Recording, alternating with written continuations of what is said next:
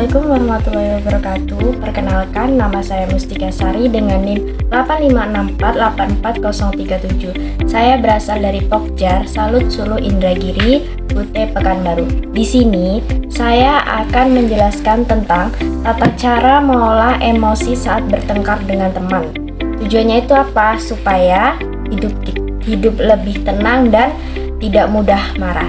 Jadi kebanyakan saat ini anak-anak itu banyak saat bermain dengan teman, saat dia main di kelas dengan adiknya, kakaknya, itu kadang dia mengeluarkan emosi dengan cara misalnya dia dari awalnya dia diam dan lain sebagainya.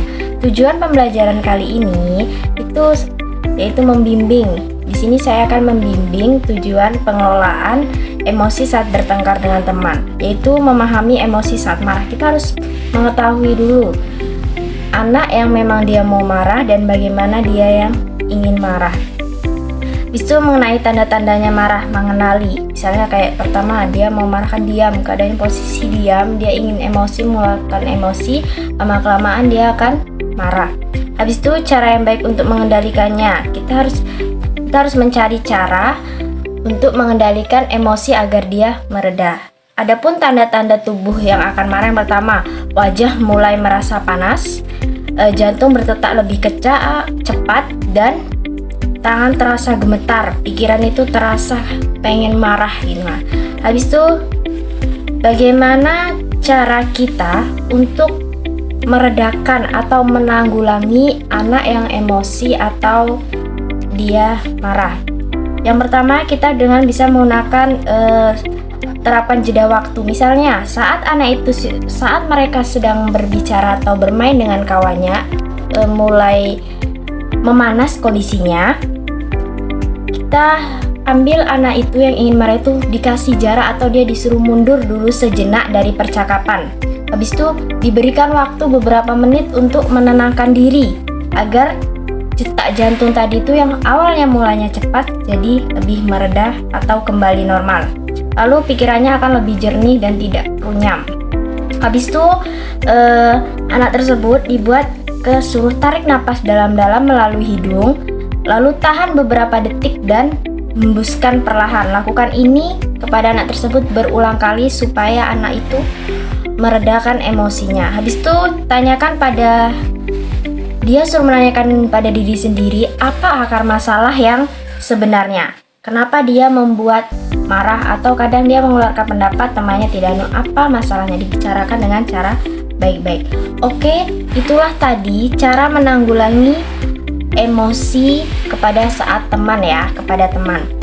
Itu kita mengolah emosi, terutama emosi yang marah, adalah kemampuan penting yang perlu dimiliki setiap siswa. Marah adalah perasaan yang wajar, sangat wajar, tidak ada yang tidak. Semua orang itu bisa marah, tidak ada yang tidak marah. Dan perlu dialami oleh semua orang. Pasti dia dialami oleh semua orang. Tetapi cara kita merespon rasa marah itulah yang menentukan apakah kita membuat situasi menjadi lebih baik atau menjadi lebih buruk. Semisalnya kita marah dalam posisi, atau anak tersebut marah dalam posisi yang tidak, di posisi yang sangat runyam. Bisa, kalau anak-anak itu kan kadang bisa menimbulkan perkelahian dan lain sebagainya. Kadang kalau misalnya posisinya dalam posisi baik, tidak apa-apa. Cuma kadang kebanyakan anak-anak itu marah dalam posisi yang tidak baik, atau lama-kelamaan dia akan berkelahi. Melalui layanan ini, siswa belajar mengenali tanda-tanda ketika marah, mulai muncul walah seperti wajahnya tadi memanas, jantung berdebar, atau ingin membentak.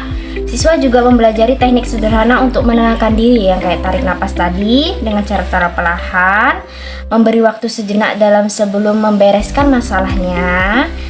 Habis itu mengontrol emosi lebih baik, memilih tindakan yang lebih bijak, dan mencegah terjadinya konflik dengan teman maupun orang di sekitarnya.